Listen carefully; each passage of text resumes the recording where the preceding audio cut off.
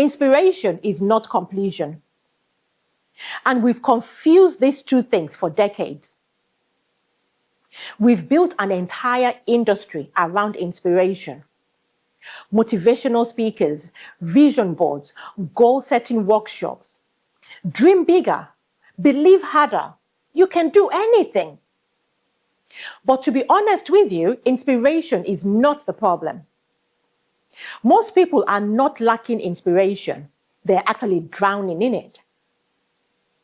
What they're lacking is the architecture to actually move them from inspired to execution. There is a gap between the vision and the reality. There is a gap between what you feel called to do and what actually gets done. A gap between the dream and the delivered.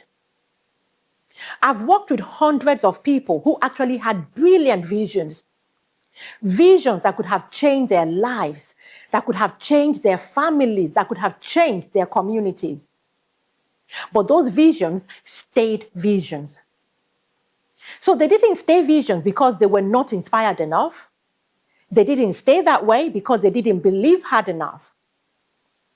It stayed that way because they didn't have a system for incarnation.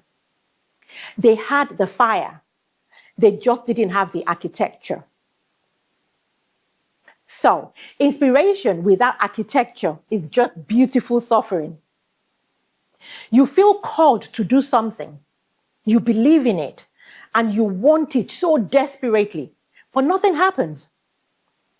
And that gap between inspiration and execution is where most people actually get stuck. They usually think the problem is them.